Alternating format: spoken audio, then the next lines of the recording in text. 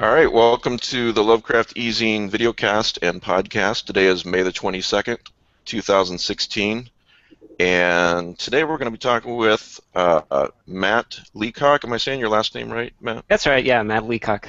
Okay, and Chuck Yager. These are the guys behind the upcoming Pandemic Reign of Cthulhu game. So we'll talk about that for the first hour, and then, as usual, in the second hour, we will solve all the world's problems. Usually after the guests leave, although they're welcome to stay for that if they have any issues they need resolved. All right, so let's start from left to right. Let's go with the guy who just muted himself just to be a jerk. Kelly Young. Hi, I'm Kelly Young. I am the executive editor of Strange Eons magazine. Matt Carpenter. Hi, I help edit out the easing fiction online. You edited a book too, didn't you? Oh yeah, it was the best book ever, A Lonely and Curious Country. Did it get an award? I know. No. Yeah, I'm gonna make up an award for you. There's a trophy place just down the street. Great. So I'll take care of that. Pictures and I'll put it on my profile. It will advance your career in miraculous ways. Rick. I'm Rick Lay. I write fiction about pulp heroes and/or Lovecraftian monsters. And Salome. I'm Salome Jones, acquisitions editor at Ghostwoods Books. All right, so we're talking with Chuck Yager, Matt Leacock. Guys, how you want to do this? Should we each of you kind of introduce yourselves, talk about yourselves for a minute, and then we'll launch into the pandemic? Matt, you want to go first? Sure, yeah. So I'm Matt Leacock. I guess I can say it now. I'm a professional game designer. I've been doing board games full-time now for 2 years, 2 years in July.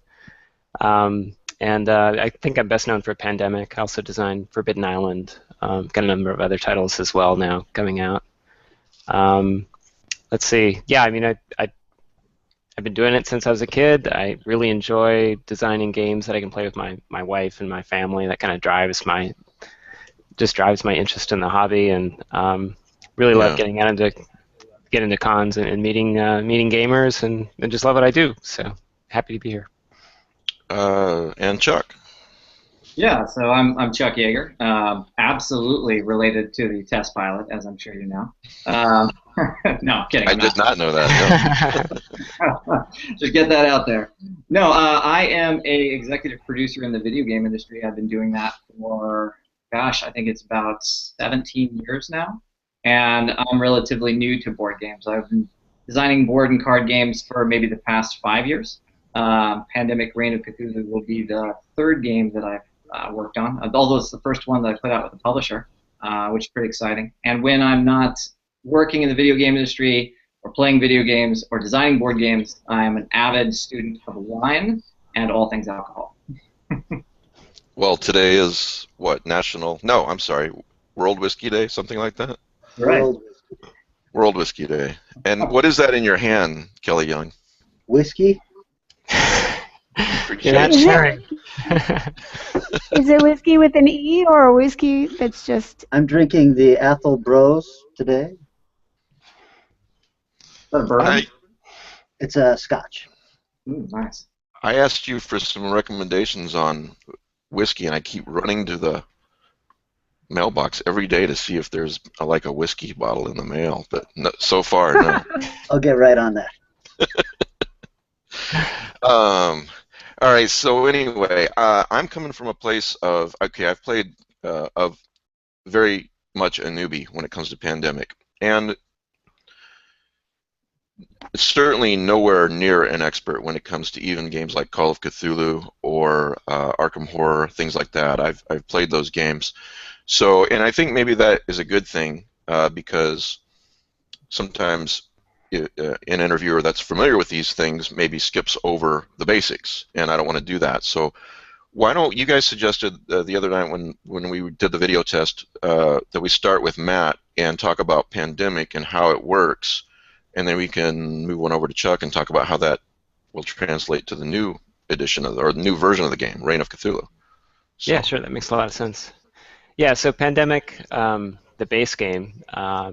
Pandemic came out in like 2008. It's a cooperative game, so you play against the game. You and your fellow players take on the role of a disease-fighting team. So you're running around the globe, treating disease and trying to find the cures for the 4 different diseases that are threatening to wipe out humanity.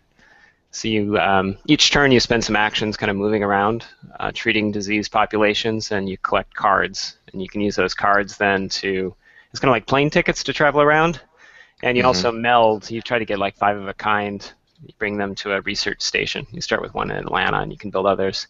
You take them to a research station, you turn them in, and then you can find the cure for blue or yellow, what have you. The diseases don't have any scary names, you can supply your own. But that's really hard to do. It's hard to get 5 cards of a color in your hand. So you need to cooperate with your other fellow players and meet up in certain cities to pass cards. All the while, disease is being added to the board at an ever-increasing rate. So you need to come up with the cures before things spiral out of control and massive chain reactions kind of wipe out continents. Is that kind of a unique thing to, in board games, be playing against the game cooperatively as opposed to against each other? Is that somewhat unique? No, I was actually inspired by a game that came out, I think in 2000, called Lord of the Rings by Reiner Knizia. It was a cooperative game, and before that, I kind of thought of co-op games as being something for kids, where it's all about teaching, sharing, and caring, and it's all nice and all, but like an educational game, I didn't think it'd really be any fun. Yeah. But I played that title, and I'm like, wow, this is really great. He was able to get people really engaged and excited about, playing against a cardboard enemy. And basically he did it with cards and chips and stuff.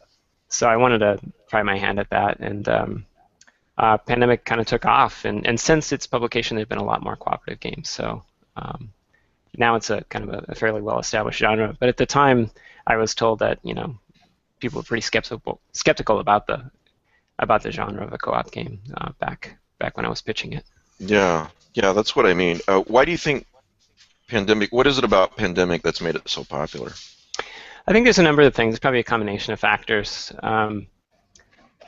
One is it's fairly accessible. The rules are pretty easy to learn for a hobby game.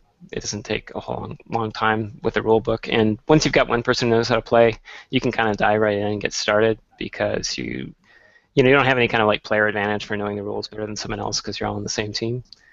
So that's one thing. You can kind of get into it pretty quickly. But I think the key thing is it's got a lot of ups and downs, like emotional highs and lows, and a lot of tension release. Like a good story, it kind of brings you in. You vacillate between hope and fear. And then the puzzles are fairly deep, and they're not necessarily trivial to understand. So it gets a lot of brains working on the problem, and you have to communicate with each other. So I think it's that combination of like accessibility and engagement that really accounts for a lot of its success. I would also add too, Matt, that as a person who plays the game a lot and enjoyed it immensely, it's a relatively short game to play, and so you can play it multiple times. It's not. I'm not going to invest 2 or 3 hours in this board game to win or lose. I'm going to invest 35 to 40 minutes, probably at tops, maybe even a little bit quicker.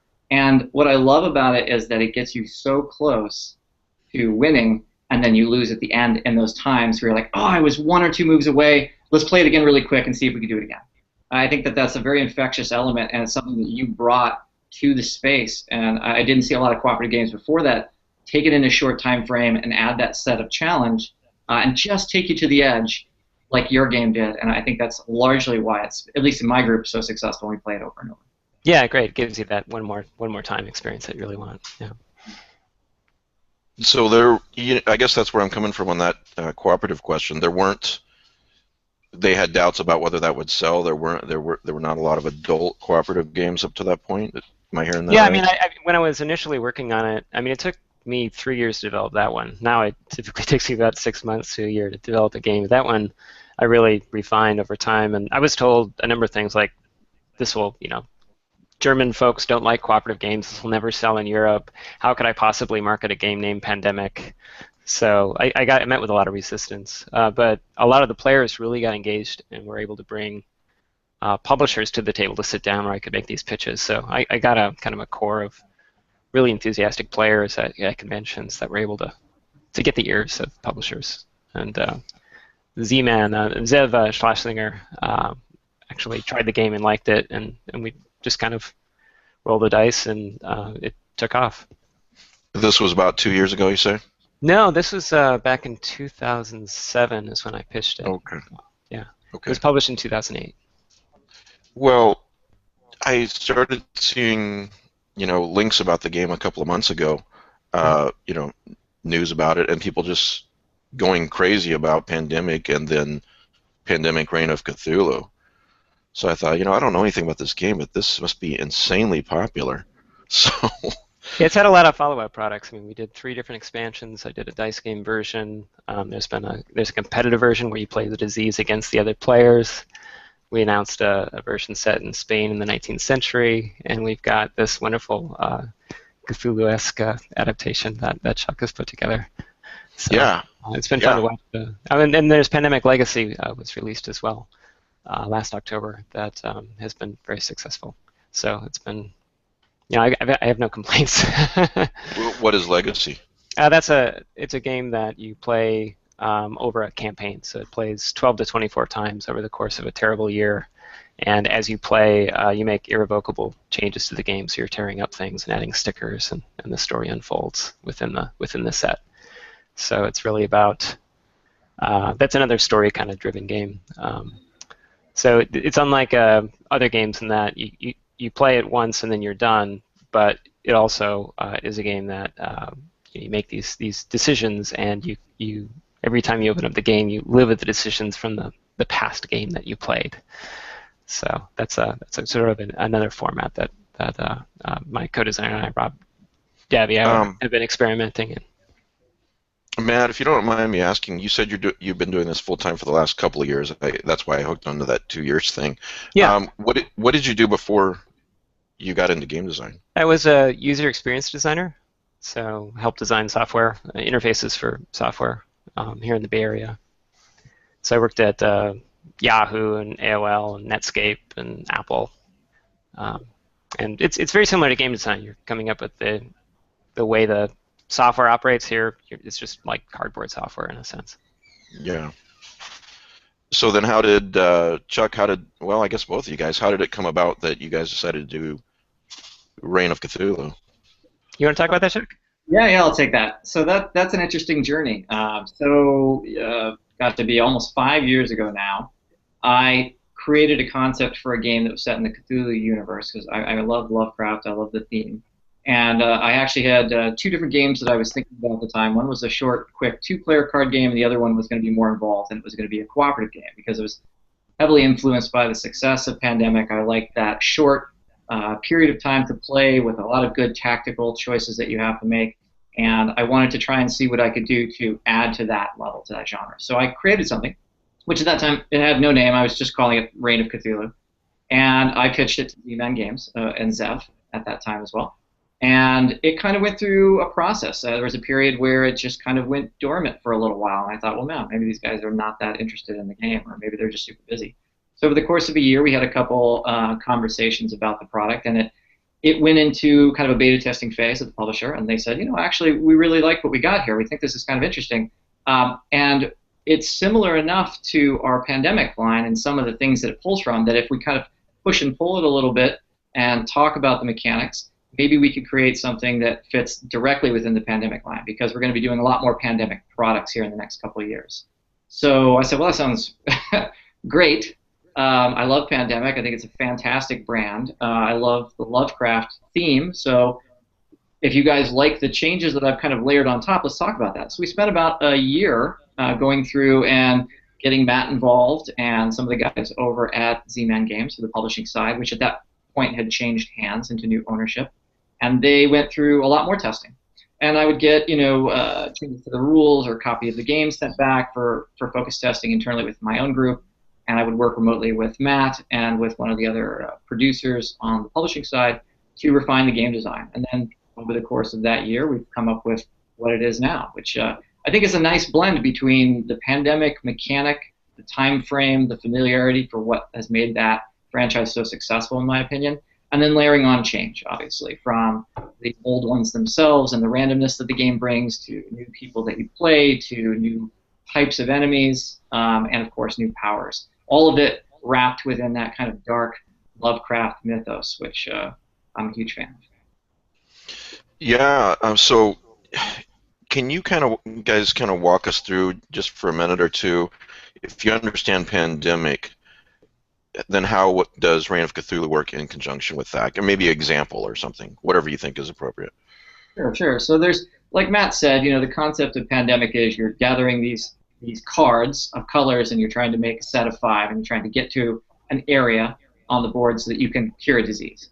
So the basic premise of the game, and it's cooperative against the game, stays in Pandemic Reign of Cthulhu.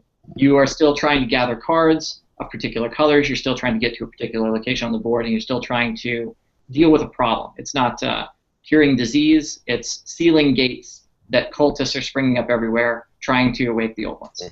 And so you have that same cooperative experience against the game. That, I think, is the baseline pandemic experience that stays the same. Now, what changes on top of that is that there's a track at the top of the board with old ones. And the game comes with 12 old ones.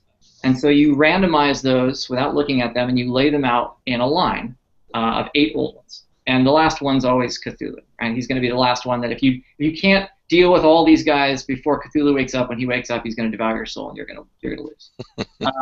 But the order of those old ones and which old ones they are going to be different every game, because you don't use them all, and that's on purpose, right? I like games that have a high amount of replayability and you don't exactly know what's coming. It should be a lot of tactical choice for the player, good decision making that's within their control, and then a slight element of randomness. So that's one of our elements of randomness. The other one is that the concept of Lovecraft's mythos heavily revolves around, this dying society's decay and the sense of sanity. So games like Arkham Horror and Eldritch Horror and Elder Sign, they have a sanity mechanic. And I would be remiss not to have something similar in Pandemic Reign of Cthulhu. So there's a sanity mechanic, and you can lose sanity in many different ways, as you would expect from a Lovecraft game. You can lose them by dealing with old ones that wake up. You can use them by using extra powerful items that you might find in the player deck that come up randomly, called relics. They do really good things for you, but at the disadvantage of maybe stealing some sanity or spawning some cultists, because paranoid, you might see them around the corner, and there they are on the next space. You also have the concept that's different in this game of the Shoggoth, which is a unique entity that will be spawned in the game at various points, move around the board, and if it gets to a space that has a gate in it, and is allowed to pass through that gate before the players have gone and done their due diligence to take care of that Shoggoth, that will wake up old ones. So you have a time clock within the player deck for these cards called Evil Stirs that you can draw that automatically wake old ones up as the game progresses. And then you've got this other time push of Shoggoth that appear and start moving towards gates in random locations. So you also have to deal with sanity when you face a Shoggoth. If it moves into your space or you try and fight it, there's another way that you can lose sanity. So between relics and Shoggoth and old ones, and you can even travel the gates if you want. As we see in lots of Lovecraft stories, you can go into these other places where you can use the gates while they're open to move to any other place that has a gate on it, at the risk of having to roll for sanity. So the players have lots of choices in Pandemic Reign of Cthulhu that are layered on top of what Pandemic originally gave, and then gave them a little bit more. And then it keeps in that tactical decision making. So I have gates, and the whole point of the game is to close the gates.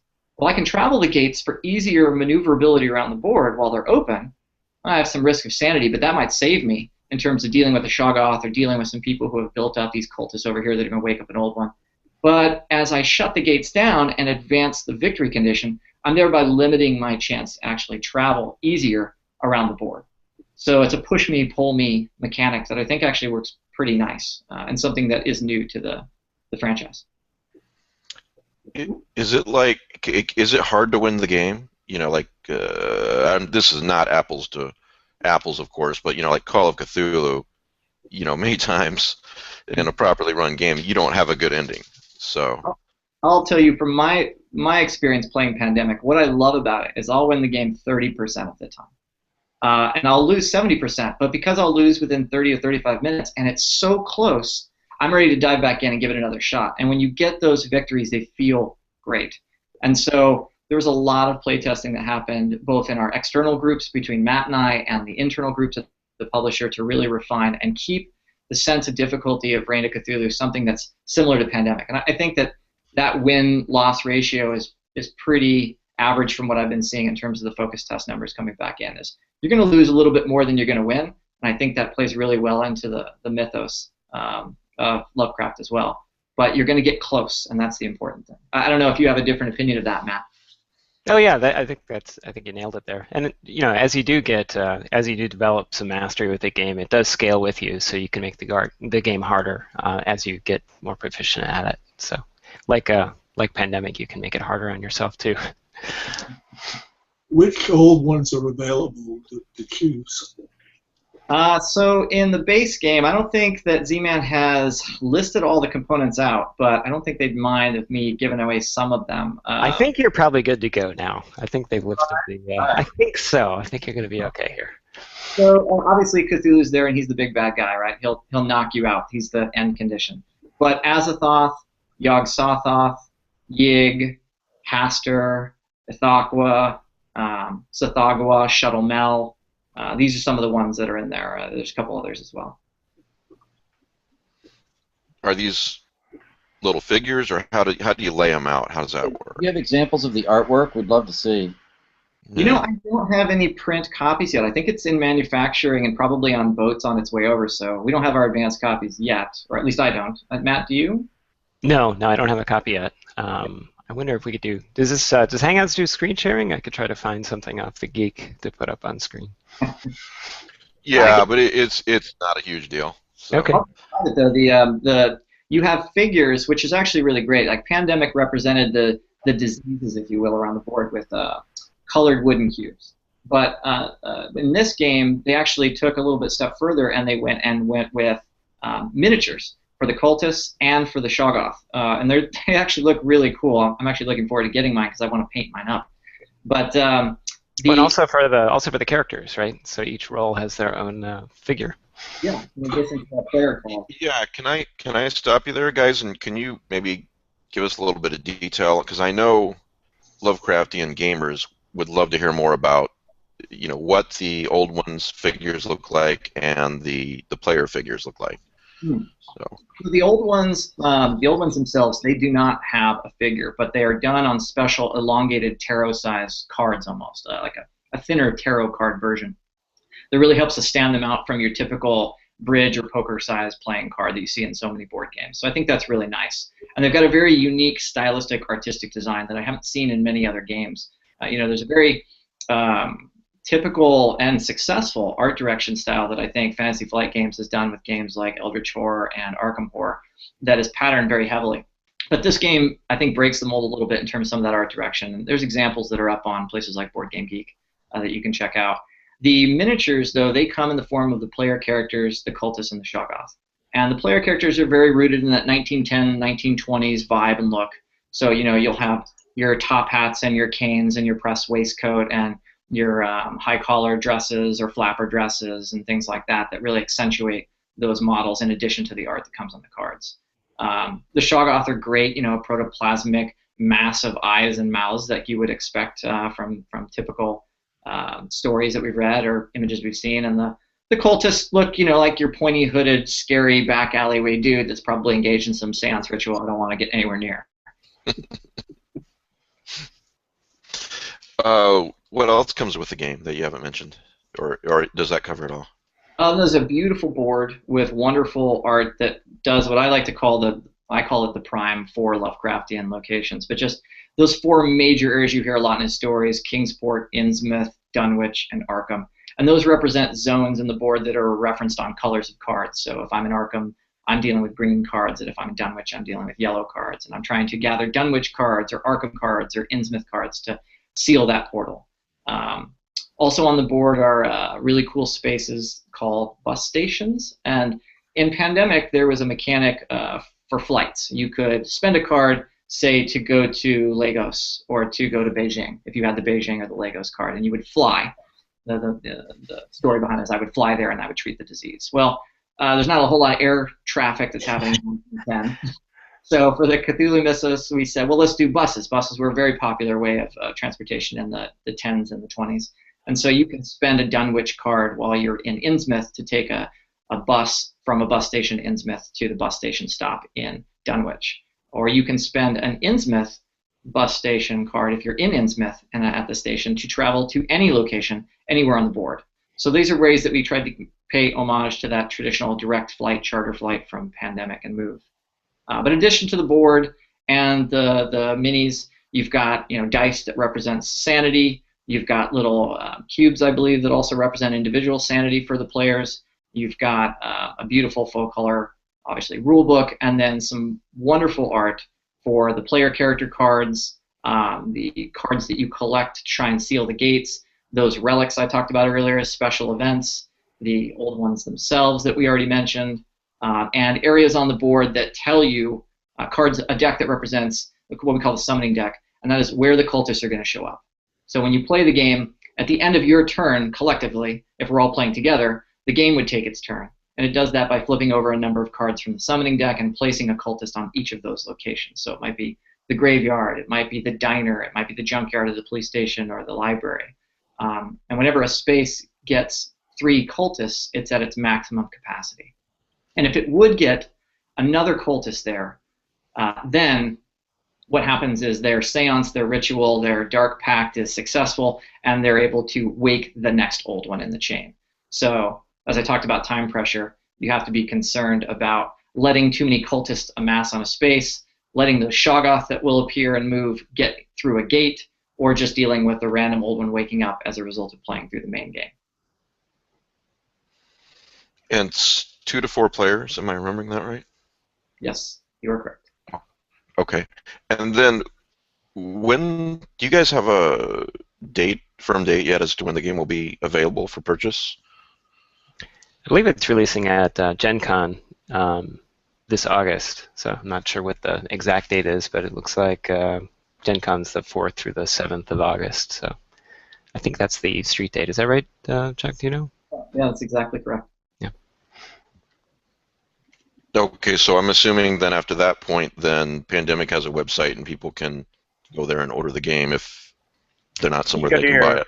Go to your local hobby shop, or yeah, you can look online. There's a lot of online retailers as well. Yeah, Okay. we've had quite a bit of buzz too. Very surprising that the pre-order numbers have been pretty high. Very strong. Yeah, I was really impressed with that. Quite happy. Facebook post said 81,500 pre-orders in. I was like, wow, that's pretty big for a board game. Yeah, so a couple of people might be interested in playing the game, in other words. Yeah. That's great. That's great. So you've been into Lovecraft for a while, Chuck. Yeah, I love it from a standpoint of I like the kind of dark aspect of it. I like a lot of dark fantasy. I read some. I'm an avid role player, so it always creeps in. I like the horror aspects, that brings, and the questions and the alien and all that. It's pretty cool. It's a cool theme. Well, like it enough to want to build a game around it at any rate. So. Yeah, or 2, right? And in fact, yeah. I have a friend of mine that is he's been a comic book artist for many years. He's been an illustrator. He works within the video game industry. I have the privilege actually of working with him now as a concept artist within the company I represent, which is Activision. But he was able to work with me on my last project right before Reign of Cthulhu and do all of the art. I mean, he did, I think, over 38 original pieces of illustration, full color, including the box and the design. And it has a very Hellboy, Mike Mignola-esque art feel to it, set in that kind of dark fantasy world of Lovecraft. I actually have one of his pieces right up here behind me. I don't know if you can see that, but Love it. very, very cool. Yeah.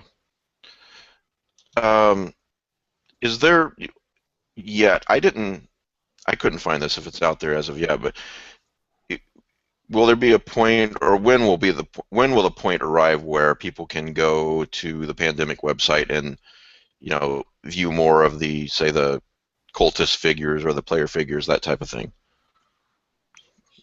Matt, do you have more information on that? I just know about. I'm not sure. I mean, they may have it up right now. If they Actually, do, Mike, I was Yeah. able to find some photos online, and I've been posting them to the Easy website. Oh, okay. Great. They're I don't know if they're mock-ups or if they're what the final things are going to look like, but these are things that are available online. Oh yeah, I see the Shoggoths. So they're looks like they're green, and yeah, 1, 2, 3, 4, 5, 7 figures here. Yeah, those are the So plans. yeah. Do you say you can paint those then? I imagine so, yeah. I mean, I certainly will give it a shot. Anytime I get a plastic figure, I'm either going to try or I'm going to get someone who's better at it than me to try. Hey, Mike, why Yeah. don't you mention that you're looking at those on the Lovecraft Zine public message board so everybody can enjoy it? Yeah. Sorry. It's on Facebook, and yeah, just search for Lovecraft Zine public message board. And if you're not a member now, just ask to join, and I'll approve you after the show. They'll still be there. But yeah, thanks, Matt. Those are Carpenter. Those are good shots there. Well, I want to ask both of you guys a different version of the same question. I guess I'll go to Matt first. Matt, what are some of your favorite board games? What created this love of board games, and how'd you? I guess I started out What are some of your playing. favorite? I started out playing at the usual mass market fare, your monopolies and risks and stuff like that. But my dad and uncle got me interested in more hobby titles when I was a young teen. I would play 3M, the people who make Scotch tape.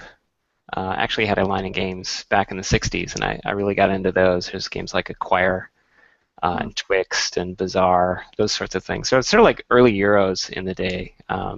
So games that were under an hour, had a lot of interaction, and just a little bit more depth than you might get from a Monopoly. So I played those and really got into the hobby when I played a game called Civilization by Avalon Hill, which is like an 8-hour game, and just that thing just sucked me in. And all the while I was tinkering with That games. is a great game. I remember that from, gosh, I don't know, early 2000s. I remember playing that. That was a wonderful game. No, it was Yeah, in I the love 80s, that. 1980s when I played that. Yeah, I've got a shot that my dad took of me opening it up on Christmas morning, and I was just ecstatic. And then he took another picture of me opening up the first Pandemic copy that I got from the publisher, and he put them up together as a diptych, which is really neat. Oh, that's great. Yeah, it's really cool. So that was a really influential game. I love the way all the mechanisms kind of knit together in that game, and the history kind of draws out, and the different types of interaction that you have between the players. Then if you kind of fast forward, I played games from, I got into role-playing and played games from Games Workshop because I was into Warhammer Fantasy Roleplay and played a number of their board games as well. And then my life kind of changed when Settlers of Catan came over, and then this big influx of Euro-style games really drew me into the hobby even deeper. And I just wanted to make games like that, and kept at it. And after many, many years of trying, I kind of broke through finally with Pandemic. So I think I started designing games because I wanted to make the stuff that I was playing better. And then as I was, tinkering, the games out in the market just kept getting better and better and better. And now it's just, there's so many out there that the hobby's growing so quickly. It's sort of disorienting. Yeah, I was thinking that somebody asked me about an anthology I edited recently. What made me want to do that particular book, and I thought about it. I thought, well, this is just the kind of stories I want to read, which is what I'm hearing from you. This is the kind of game you want to play, so you created it. Yeah, exactly. Did Pandemic taking off surprise you? I was blown away by it. I mean, typically you think maybe you sell about 5,000 or 6,000 copies of a hobby game, at least when I designed it. And so I was going to be happy if we got a second printing, and we got a second printing like almost immediately. There was just this undercurrent of buzz about the game, and people were talking about it online, and suddenly we started seeing videos of people playing it and talking about it, and that was new at the time. People weren't doing these videos. That had to feel great. That was really great. a guy, I just remember very vividly a guy lighting a candle and talking about, how pandemic makes this wonderful Valentine's Day experience. You're really confused by that. Here's what we're going to do on Valentine's Day. We're going to stop disease from exactly. spreading around the world. And then Z-Man got acquired by another company that's since been called F2Z Publishing, and they've just doubled down on it, and they're coming out with all these different pandemic expansions, and really got me engaged in creating new IP with it. And so yeah, all that is totally unexpected. So it's been fun. It's been life-changing. So has there been any, or is this even a doable thing, even if they wanted to do it or you wanted to do it, a online or digital version of Pandemic? Like, for example, Elder Sign, I guess, might be a good example of, it's a board game, and it's you can play it on your Kindle or your Android and so forth too. Yeah, there's a or on your PC. version for Android and for iOS that you can play on your phone or on your tablet out right now. It's actually quite good. So you can learn how to play on the device and then go out and buy the board game. Okay, that's good to know. You can. Where do people go to get that? It's just. We are going to do that right now. You can go to Google Play. Just go to the App Store or Google Play, and you can find it. Okay. Is it available for PC? No, there is no desktop version currently. Yeah, I'm sorry. When I asked that question, I was thinking in terms of PC. So. Oh, gotcha. So okay, so just go to the App Store or the Google Play Store and put in Pandemic, and you'll find it. So, yeah, I'm gonna have to do that. Do you play in that scenario? Do you play against the computer, or do you play against other people on or with other people online? Pass and play. So you can pass the device and play with your fellow players, so you can discuss moves, or you can play at solitaire as well. So it's a nice version to have on the plane, because it fits right on your tray table, or you can have it and play it, in your hand while you're waiting at the check stand or what have you. So it looks like Pandemic is available online, but not the new Cthulhu one. Correct? That's right. That's right. That's It's Pandemic the board game. Right. Yeah, but okay, so Matt, I just go went ahead, online and pre-ordered this, and I got to say, this price point is fantastic, especially if you're used to paying what you pay for Arkham Horror or some other board games. This looks like fun. The images of the miniatures looked awesome, and then Matt Leacock just popped up a little link here, and I went there and just filled it out and ordered it, and it's a very nice price. Yeah, I saw it was only $32 or something. Yes. Yeah, I was about to ask. Cheap with all the miniatures. That's good value, that's for sure. I think it's one of the things that made Pandemic successful as well, as it was an accessible price point when it came out. Yeah. You weren't paying $60, $70, $80. Yeah, it didn't take a lot of room on your shelf or your wallet or your day, I guess you could say. Yeah. Or like Cthulhu Wars, where I have to. This is my kid's college education right here. So, Yeah. I haven't explained that to him yet. And that's just one figure. Right. I have a question, I guess for Matt or Chuck. With what appears to be a successful game on your hands, is there room for expansions to the game? For Pandemic Reign of Cthulhu specifically? Yes. I'll turn that over to Chuck. That's always the hope, right? I mean, that's completely up to the publisher, and I think there's lots of avenues to explore other old ones and other relics and other element and mechanics. I certainly have ideas, so we'll see how well it does, and if it does as well as we think it does, and fingers crossed, yes. Fantastic. Well, Kelly probably pushed you into that second printing just now when he ordered the game, I'm sure. If somebody like that who gets all these games, you can match up your great old ones from Cthulhu Wars with the cards that you get in Pandemic Reign of Cthulhu. Good crossover opportunity. There you go. Yeah, so let me ask you a different version of the same question that I asked Matt, Chuck. What are some of your favorite Lovecraftian games that you've played? I'm a huge fan of Eldritch Horror. I'm guessing that. I see it right behind you there. Yeah, and actually, so I went out and bought a custom case recently from a guy in Indiana that makes wooden cases, and they fit together with laser etching so they can hold all 4 expansions and the base game, and has room, I think, for 2 more expansions. with this awesome briefcase that has a laser etching on the outside. I take it over to his house. It's awesome. Can you show it to us? Yeah, I can go grab it and show it in front of the camera. Cool. So that you might sell a few of those. I'll do that here in a second. But I love the game because, you know, I was not a huge board gamer going through college and high school. I was a role player and a video gamer, obviously. I went into the video game industry. I love it so much. And I still role play every Sunday night and have since I was 16. I've got a group that, you know, we play together campaigns that last 3 to 8 years, sometimes in length. But Holy, wow. I love telling a story, right? And I love games that let me tell the story my way and games that present interesting stories to me. So, you know, Last Night on Earth by Flying Frog is a game that comes to mind. Descent, Eldritch Horror, Arkham Horror. But these games tended to be longer and bigger.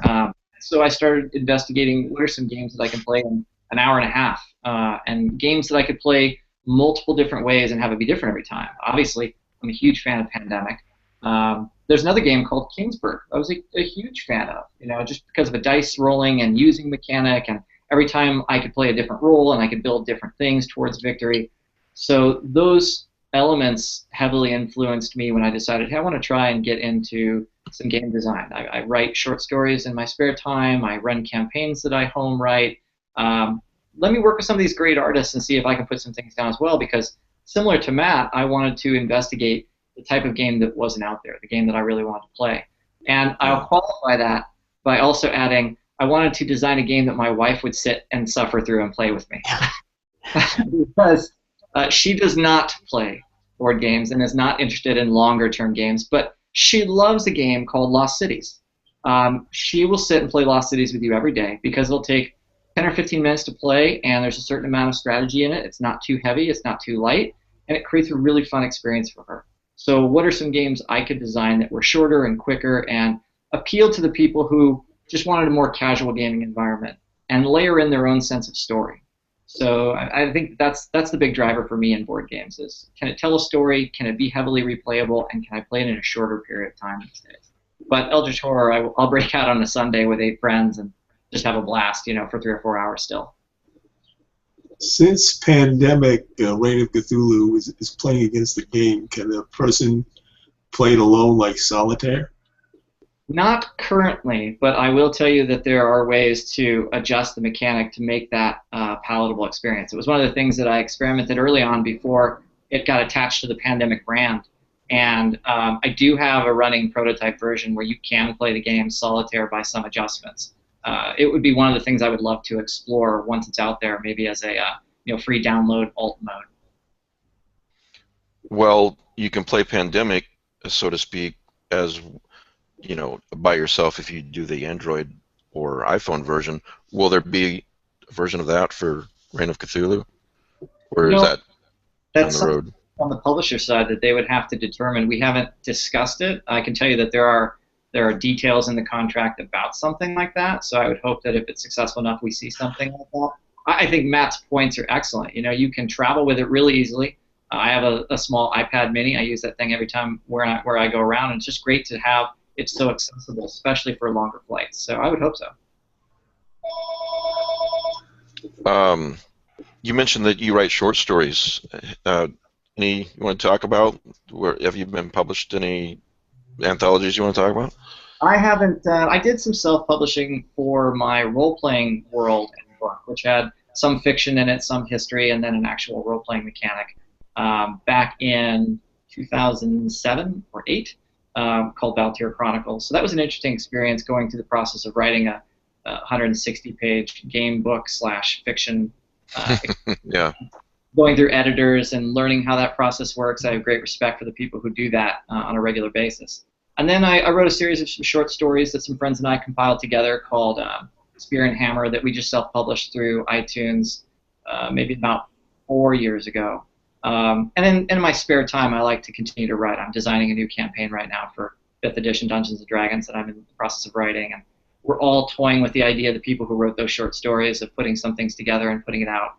I never really explored the going through the traditional channels, finding an agent, learning how to put something out there under published print by someone else. But it is something that is it tickles the back of my head, and I think one of these days I want to take some ideas and put them down and see if I can put it out as an actual book. Oh, I don't know if you want to put yourself through that. No, I'm kidding, of course. Yeah, so I see Lovecraft's Monsters behind you. I take it you like that book a lot. I do, yeah. I enjoy that one. I've got, the anthology of Lovecraft's works. I read some of the Signs of Cthulhu volumes that were out there. I just enjoy especially the monsters and kind of diving into it. So that was a good book. Favorite Lovecraft story, or has it been too long since you've read them? I bounce around a lot. I love Mountains of Madness. I love the Shoggoth and things like that came up as a result. But I wouldn't say that there's one particular one that's coming right now to mind. Yeah. Kelly, you had a question? Well, you had mentioned Lovecraft's Monsters, but there's also a box just above it. I can't quite make out what it says. Cthulhu something. Is that your other game? Oh, this guy, right? Let's see. Can you see that right there? There it is. Yeah, right. Maybe go up. There you go. Perfect. Rise of Cthulhu. Yeah, that is my other. That's my other like two-player card game, and that's the art that I was talking about. That is cool. That is cool. How do we get that? That right now was through a series of Kickstarter campaigns, and I self-published that. I art directed it, I designed it, I wrote it, I play tested it. It's just me and two other people. It was a graphic designer in Croatia at the time, and my artist friend who was working out of Poland at the time. He had moved there for some family reasons and a change of job. So it was a really, and then I have it being produced in China, so I like to call it my around the world game. But yeah, it's currently only available through my garage, where I'm fulfilling a successful Kickstarter here in about 2 months. The expansion to this just came out called Dark Secrets, and so I'll be shipping this game plus the Dark Secrets expansion for those who back the campaign. And if there's some extra ones, then I'll put a blast out. I'm a little lazy. I haven't got a website up just yet, but if you go to Kickstarter and you look for Rise of Cthulhu, you'll find links to me, and you can find it that way. Oh, you've made a couple of sales today. It definitely has. This game has one of the best pieces of art that I just think I fell in love with. Pastor. I love the concept of the King in Yellow. I don't know if you can see that art. Oh yeah, lovely. Absolutely. Just a great rendition of that style. And there's that Hellboy kind of style that we were talking about. Yeah, I see it. If our friend Joe Povel was here, we would get into a great debate over whether the King in Yellow has to is synonymous. I think that's a lively debate, a conversation I would love to hear. Yeah. Yeah, I just pulled up Rise of Cthulhu on Kickstarter. Okay, so it's completed. So maybe I missed your answer to this, but is there going to be a way for anyone who did not catch that Kickstarter to buy Rise of Cthulhu? Right now, it's contacting me directly because I have to fulfill the Kickstarter orders coming in. I think I'll probably have about 70 units left over. I mean, doing it as an independent, I went through a 2,000 unit print run, and I sold about 1,930 units of that. So I consider that hugely successful as an individual. Kind of, I'm funding the money myself and trying to work on it. It was a great experience, and I'm excited about Pandemic Reign of Cthulhu because I get to learn from the other side, which is the traditional publisher route, right? Where it's a much larger production, much larger distribution. So I did the small, self-contained, you fund it, you drive it, and then the larger, collaborative, work with an established brand through the publishing channels. To walk into a Target and see your game is going to be a fantastic feeling. Rise of Cthulhu will never have that, but Pandemic Reign of Cthulhu very well might. Well, I was going to ask. That's just a damn good-looking game. Are you ever going to consider at some point trying to have someone mass-produce that? I have had a couple people reach out from established publishers interested in taking on a third print run because, like I said, I just finished the second print run. Right. It's an interesting. I'm not opposed to it, although I want to maintain the kind of creative control. It was my baby to put out there and make sure that we're not going to do all new art or all new graphic design on it. But if someone was interested in maintaining that and just making it go to a wider audience, I would love that. Yeah, if it's not broke, don't fix it, right? Yeah, absolutely. Huh. Okay. Hey. What is? Yeah, go ahead, Kelly. For Matt, so now you've done Pandemic, Reign of Cthulhu, all the other pandemics. What have you got coming up next? Are you just sticking with Pandemic, or you got other games on the horizon? I like to mix it up a bit. I just did a party game called Nitwit that came out, I think it was last month, where you build Venn diagrams with yarn and you use spools and such, and you come up with funny answers to very strange sets of adjectives. So you might need to come up with something that is green and historical and nerdy, right? You need to come up with a term for that really quickly. So you build out this puzzle, and it's got really, really great components. So that's called Nitwit. That just came out. I've got a chariot racing game coming out in October out of Germany, and busy working on Pandemic Legacy Season 2, which is the follow-up to Season 1, obviously. And I'm trying to think. I've got a kids game that I'm working on, and a number of other unannounced things. So I've always got a bunch of stuff in the pipeline. So do you just you come up with a game idea, pitch it to other companies, or is there the thought of maybe you becoming a new game company and putting all of your ideas out? Well, I like to be a game designer, and as a designer, I like to spend all my time designing. I don't want to spend it doing fulfillment, like shipping games out of my garage. Like you have to sometimes. I started out and I was self-publishing, and I had to do all those things, and I realized, you know what, I really want to design. So I'm very happy to be able to work with other publishers. So I like to follow the stuff that I'm passionate about. So I choose the projects pretty carefully. Sometimes there's the next Pandemic game that I'm excited about working on, or I might get a pitch from another publisher. They have an idea that I'm also excited about. So like Thunderbirds was a game that I did last year based on the 1960s marionette show from the UK, which is fairly niche, right? But it was something that was a great fit for a game idea, and I really enjoyed working on that. And that came out last October in the UK and did really, really well to coincide with the 50th anniversary of this bizarre TV show. So it's in a case like that, the company then pitches you the idea of, would you put together a game for Thunderbirds? Yeah, right. So sometimes I'll get ideas for games. Sometimes I'll get very specific pitches, like that was very specific. Other times I'll just have some passion project that I want to pursue, and then I look to see, who would be the most appropriate person to, to run with it. And I've had great success with F to Z, the parent company of Z-Man Games. So they just did Nitwit, and I continue. I'll be working with them quite a bit on the Pandemic line, and so it's great. I mean, it's a very small hobby space. You get to know lots of people in the industry. You get to know other designers. You get to know a lot of the really passionate players. So I really, really enjoy the community.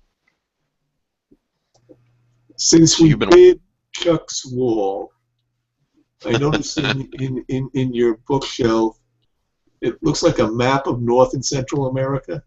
I mean, North and South America as the ocean background.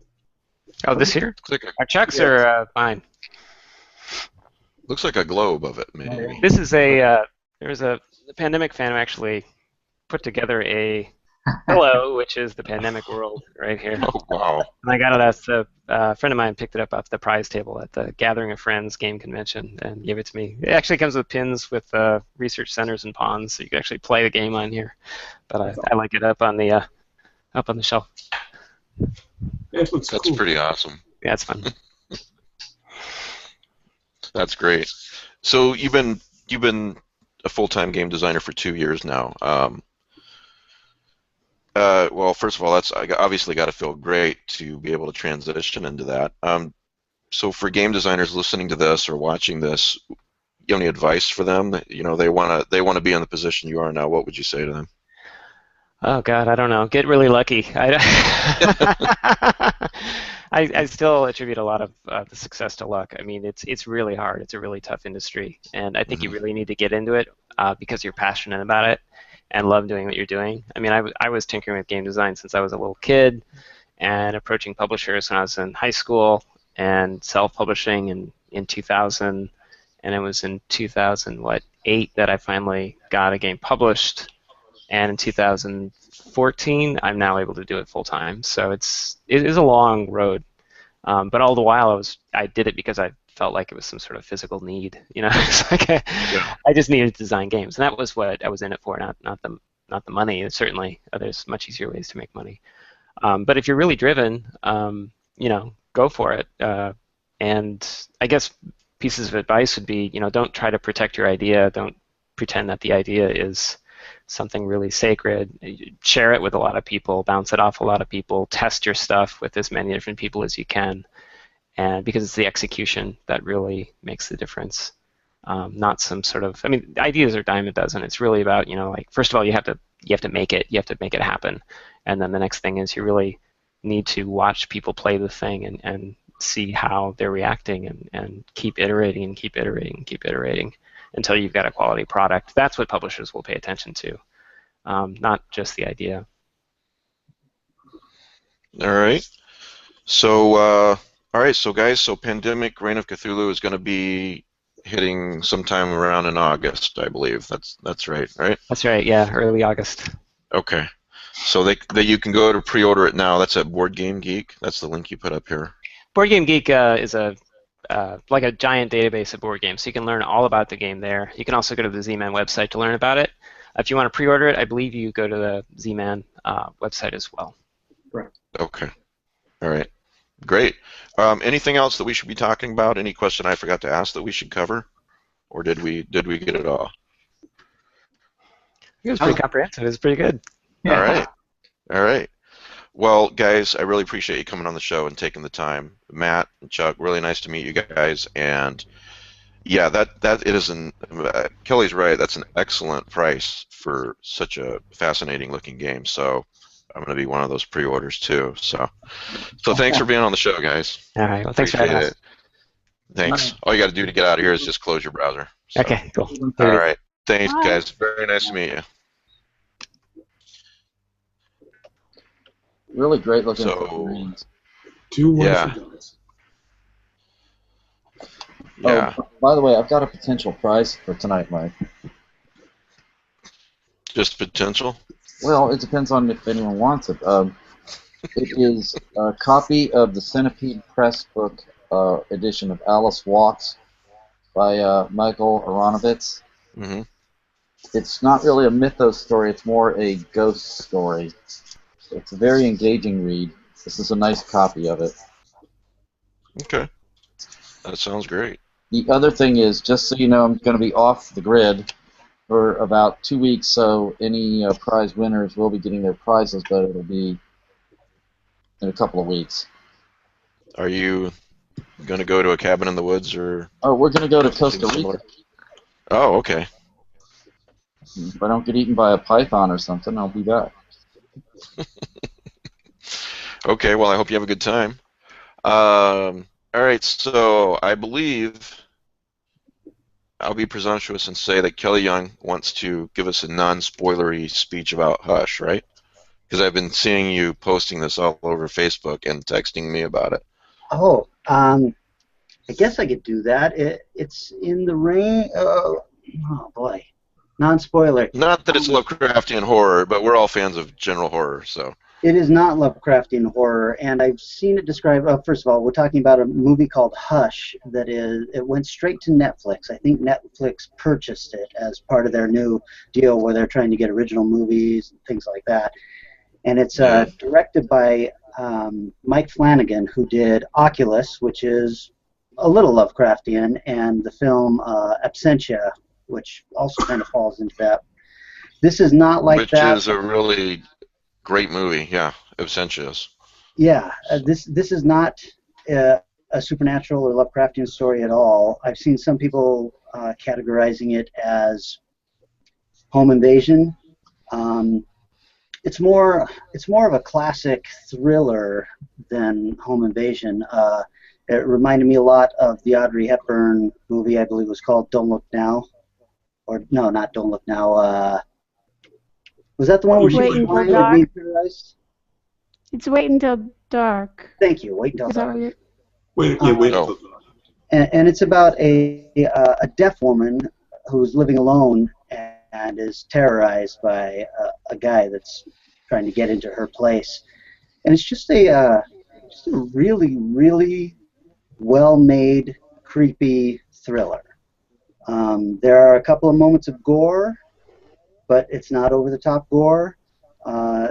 There just is a lot of tension being raised. Mike, we had talked about way back when I first saw 10 Cloverfield Lane, and you were asking, if your wife would like it because, she gets freaked out with the tension. She would get freaked out very much by Hush. It's an edge-of-your-seat thriller, and you keep waiting to see how things are going to go. And it's one of those ones where anything can happen, and does throughout it, and you're just like, I have no idea how this is going to end up.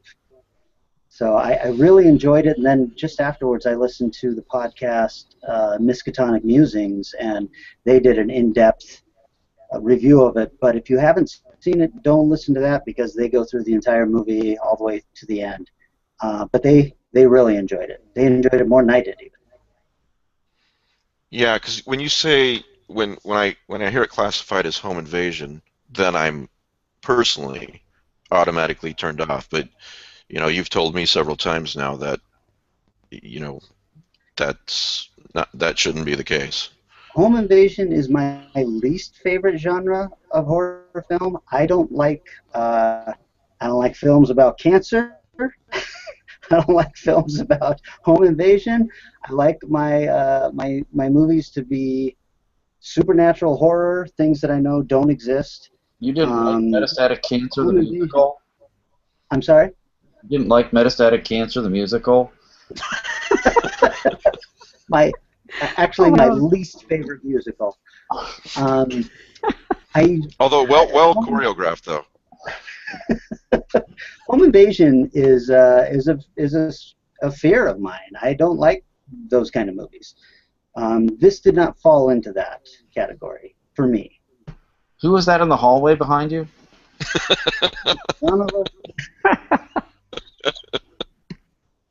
Just don't look, Kelly.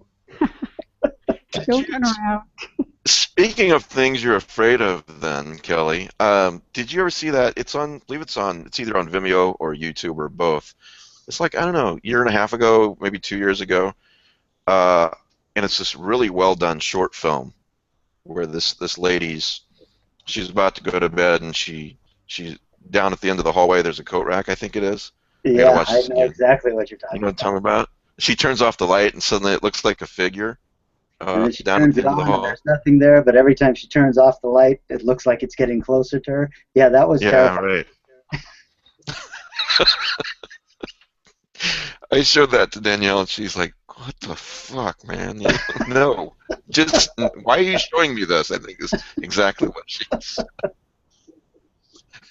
Yeah, and I'll freely admit that I'm exactly who you want to watch your movie if it's good. I'll cry at a good romantic comedy. I will be scared of a good scary film. So, and I was on the edge of my seat for Hush.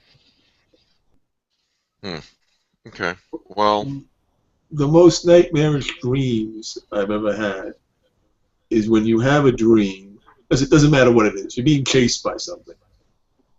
And then you wake up, but you're in that state of semi-consciousness. You can see your whole room, but you're not quite awake. Yes. And I see that thing that's been chasing me now in my room. Yeah. And I've got to go, oh, this has to be a nightmare. Wake up, wake up, wake up. I will say this about Hush, and it was funny, I just realized that as I mentioned 10 Cloverfield Lane, there's only, 3 or 4 actors in all of Hush, and one of them is John Gallagher Jr., who is also in 10 Cloverfield Lane. I don't know what else he has been in, but he was in these 2 incredibly tense, well-made films, so I hope that he's well on his way to doing something with his career. I didn't recognize the lead, but she was fantastic as well. It was just a really well-written, acted, and directed film. I keep waiting for. I didn't get to see it in the theater. I don't see many movies in the theater, so I keep waiting for 10 Cloverfield Lane to come to Amazon Video because I really want to watch it. I would think it's got to be any minute now. Yeah. Yeah. So, have you seen The Witch then? Any of you guys? I Because own it, and I have not watched it yet. It was on my list yesterday, but we ended up watching Deadpool again. it was good, but once was enough. Well, hell, guys, I haven't seen it. You're supposed to tell me if I should rent it or not. So. Based on what I've heard, you should.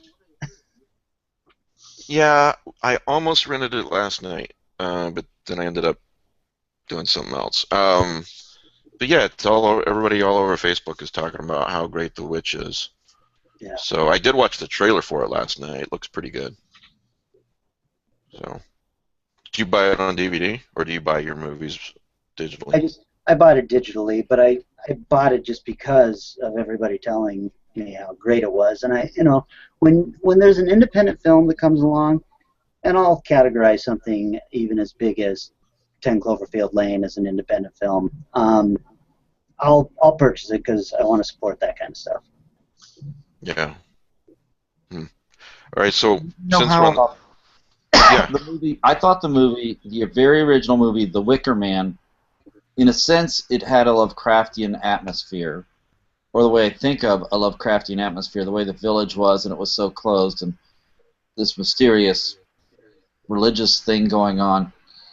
Yeah. I kind of get the same. I know it's not a Lovecraftian movie, okay, but I kind of get the same sense from The Witch, and that sort of made me want to watch it even more. So it's really probably I'm going to see it in the next week or so, but I think it sounds very interesting. So I wanted to ask you guys. So since you're it's just so easy to scare you, Kelly. Apparently, do you guys have a favorite horror movie? Like something that I don't know, favorite for whatever reason because it scared you the most, or maybe just name a couple in that category.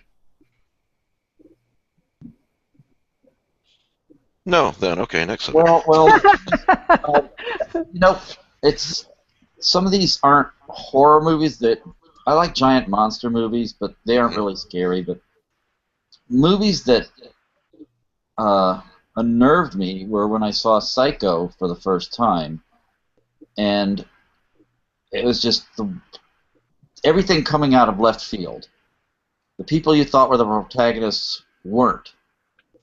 The ending you thought wasn't. And back when I was younger, without all the CGI and realistic corpses, and it was very unnerving to watch.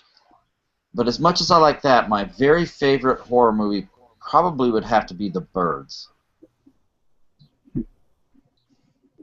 I could watch that again right now. I guess I would probably go with, if this counts as horror, I would go with Jaws. That would work. That was really scary.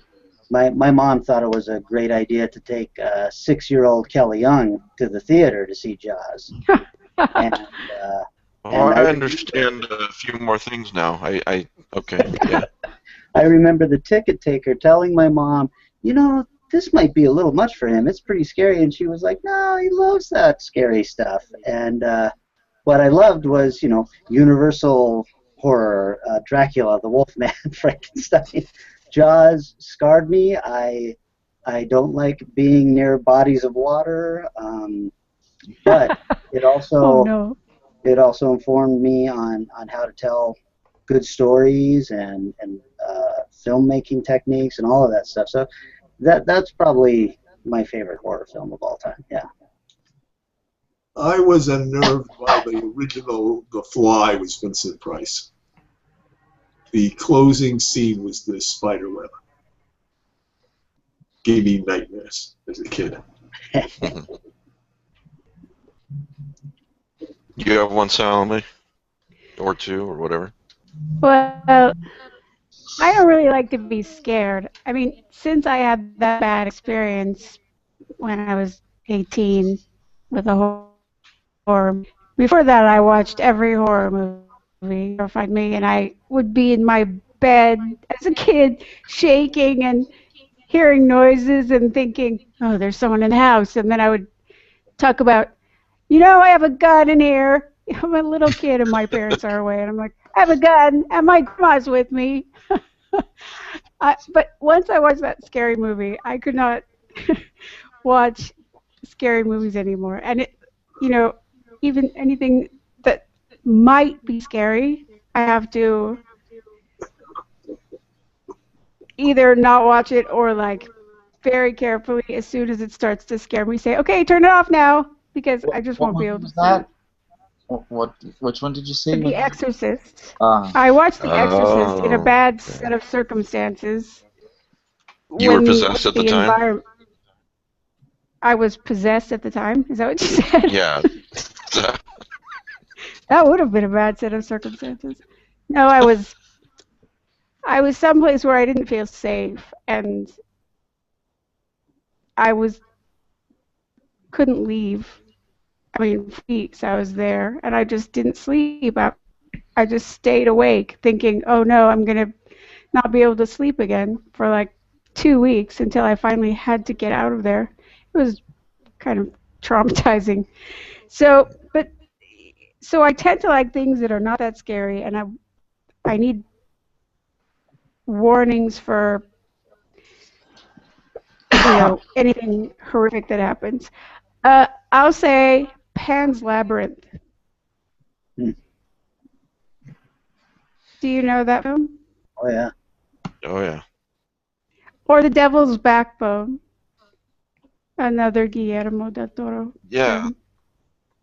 I really liked the atmosphere of that movie, Devil's Backbone. That's a great movie. But in I Pan's don't know. Labyrinth, I was Yeah. warned that there's a scene that's kind of gory, and I was warned exactly where it was, and when I knew it was coming, I just covered up my face and waited. So I've never seen like those 2 minutes of that film. Are you talking about Devil's Backbone or Pan's No, Labyrinth? Pan's Labyrinth. Oh, I She's know talking the about scene you're talking Doug Jones doing that thing with his hand. Are you talking about the eyeballs on his fingers type about. thing? I don't think she I is. thought it was where someone's throat was cut, but I might Oh. be wrong because I haven't seen it. I covered up my face. Well, Mike, what was Yeah. yours? I was about to say I don't know how I would answer my own question. It's not. It's actually not that easy to scare me, but I do remember the same cannot be said of 4-year-old me who saw them in the theater, and I remember walking outside looking for giant ants, and just being shocked that all of the buildings were still up, and it was pretty traumatizing. So, and as an adult, of course, that movie is not scary at all, but it was for the me. thing is, I don't watch that much horror movie because, frankly, my family can't stand it. They're all too easily spooked and scared, and so if I want to watch something like 10 Cloverfield Lane, which I really do, I'm going to have to wait till everyone else is out of the house, which they never are. Why don't you just watch it, and if they don't like it, they can go in the other room. I see that's how things work in your house. Well, no, not really, but in theory, yeah, but Why not are you really. watching that horrible thing? Put on a new episode of Castle. Yeah, Danielle says I'd like that show. I've never seen even one episode of Castle. Well, it's been canceled now, so you got all the time in the has it? world to catch up on it. Well, I do remember seeing the Blair Witch Project and being pretty unnerved by it. I think I was like 27 or 28 when it came out. And that's the only movie I can ever remember as an adult actually had a nightmare about it. Especially that last scene, which I can't imagine there's too many people who haven't seen the Blair Witch Project. But for those that haven't, I won't mention what it is, but you guys know what I'm talking about. Yeah. By the way, Mike, your cat is stealing the scene. Oh yeah, it's Very easy to creepy. do. Yeah, I had to move my desk to a different part of the living room because I kept getting brick dust all over it. I don't know how well this is going to work either. We'll see. So yeah, I don't know. Them was pretty unnerving when I was little. Blair Witch is it. I don't know if it would scare me now, but it was. Saw it at night on opening night, I think, and went home and had a nightmare about it. I do want to show that movie to Danielle though, because that would really scare her. Now, that movie I also thought had a... Okay, it's not Lovecraftian, but it had a nice atmospheric Lovecraftian kind of feel. And I Yeah. sort of related it to how I viewed the Carl Edward Wagner story, Styx. Yeah, I was going to say that. It reminded me of those sticks in Lee Brown Coy's artwork, which was the basis for Wagner's Sticks. Yeah, you're not the only person I've heard that from, Matt. That it has sort of a Lovecraftian vibe to it. You know, I guess it's a matter of I just like the atmosphere, the unnerving atmosphere, and you don't really know what's going on, and things are getting stranger and stranger, almost like you went into Laird Barron territory. Yeah, that's true. Which I remember in 2007 or 2008 reading Imago sequence and being pretty unnerved by that too. And again, I'm pretty hard to scare. I remember actually putting that book aside and going, I'll finish this in a week or two, which I did finish. But Okay. yeah, it's definitely got a Laird Barron vibe. Okay, there's only 2 times I've been reading Lovecraftian fiction and I really got scared. Mm-hmm. I mean, I like the unnerving feeling and the thinking about it, the existential creepy crawlies. One night, I was like 14 years old. It was late at night in the summer. It's like 1 or 2 in the morning. Everyone else in the house is asleep. We didn't really have air conditioning. And so I had my windows open up in my room, and I'm reading Winged Death. And the only light on in the whole house is a light bulb in the center of my ceiling. I run a really crummy old light bulb. While I'm reading... You were reading what? Winged Death. The story Winged Death. It's a revision for Hazel Ead Yeah. about insects. Well, Oh, while okay. I'm reading it, a huge black wasp buzzed into the room from my window. It went over to the light fixture, crawled up into it, and vanished. And I went around the whole house slamming windows. It really would have been creepy if it went to the inkwell. Yeah, okay. I would have run screaming, pooing myself. It's like... I didn't show very bravely at the time, shall we say. But the other is, I was reading Leacock by Stephen Mark Rainey. And there's a scene where something happens where someone disappears. And it was so well written. The first time I read it, I actually got a little thrill or frisson of unnerved scare. And I said, wow, that's good writing. Yeah. Well, I guess that's a good question too. I was talking about Laird Barron's Imago sequence. Kelly, Rick, Salome, any books leave you with that feeling Matt's talking about? Scared you that much, I mean? Definitely early Stephen King for me. Salem's Lot I read in 5th grade. That was my first Stephen King, and that the tapping on the window, that one stayed with me for a long time. And then The Shining is probably my favorite novel of all time, and I revisit that every 5 years or so, and it still gives me creeps in some sections. I think that's just a perfect haunted house story. I don't know why. I just can't get my head around the voice that Stephen King writes in. It's very hard-edged for my taste. I feel terrible about it. And he wrote some fantasy, The Dark Tower or something. I didn't mind that, but all the horror stuff, the voice just doesn't grab me. I don't know how to explain that. But I used to read Peter Straub.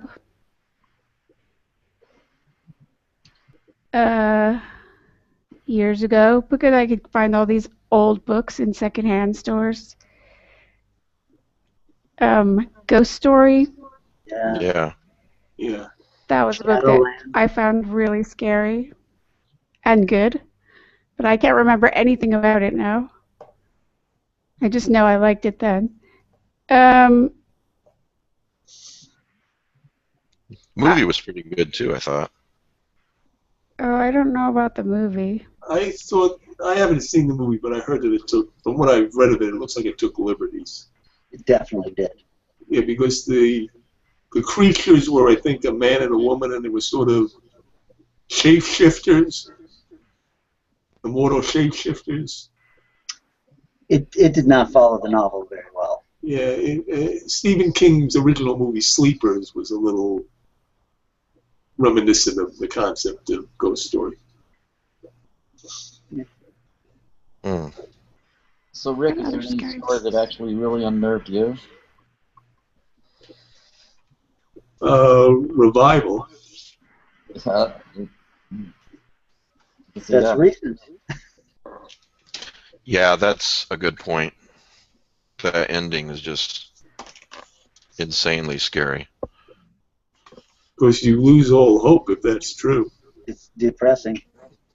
That's what makes it so scary. Right. And it could easily be true. And I actually read that when it first came out. I don't know, what's that been, a year and a half, 2 years ago? And I was reading it because I was in bed for like a week. Not on top of all the chronic stuff, I had just the worst kind of flu, throwing up, just as bad as you can imagine, really bad flu. And so I don't know, I kind of made my brain off anyway, and then I made the mistake of reading Revival, and then read that ending.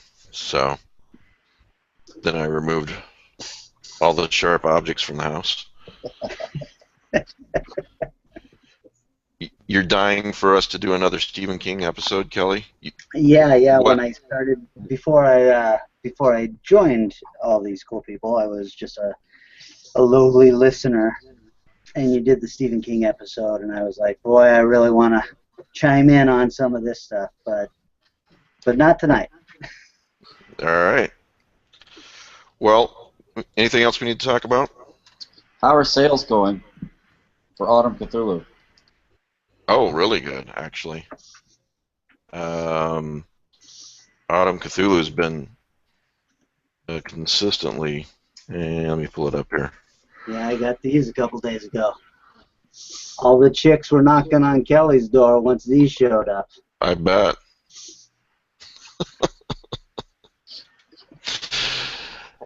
Yeah, right now it's been going between the Kindle. Excuse me, has been going between 5,000 and 7,000, 8,000, somewhere around in there. Right now it's at 7,200, which, for those listening who don't know, the lower the better. Out of millions of books on Amazon, and it's number right now. It looks like number 60 in occult and number 61 in another occult. I guess that's Kindle versus print. So come on, Mike. If you categorize that deeper and deeper, you can get to number 1. yeah, I don't know how you would categorize that any deeper. They just asked me for 2 categories, and I went, okay, occult. I would say probably number 1 at Lovecraftian anthologies published by Mike Davis. I could not find that category. That's the problem. I would have selected it. So, yeah, it's going good. So, and all the books are out to anyone who donated to the Kickstarter and other awards are going out this week, so coins and prints and things like that. So Can I ask one-man you mailing about that operation. experience? Yeah, Can I ask you about that experience? yeah. How was that? Was that a ton of work for you, mailing out all the stuff? It is a ton of work, and I'm not done with it yet. It's a little stressful. I don't know that I would have it in me to ever do more than just by myself, or more than one Kickstarter a year, you know, for a book. I wonder if this would be of any interest to the listeners. It would certainly be of interest to me to do a Kickstarter episode where you discuss everything that went into making a successful Kickstarter, and then beyond actually making your nut and getting what was needed to do it, because there's all of the sending out and all of that stuff.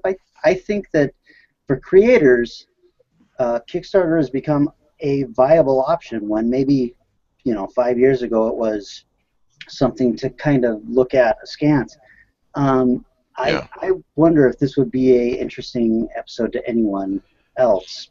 Oh, I think it would be, and mainly because I get questions about it all the time through I bet. email and so forth, and I really can't answer. Um, we usually go a little bit longer than this, so I guess I can spend 5 minutes on it. I don't know what you want to know specifically, Salome, but I'm just wondering about your experience, because we did 2 Kickstarters, and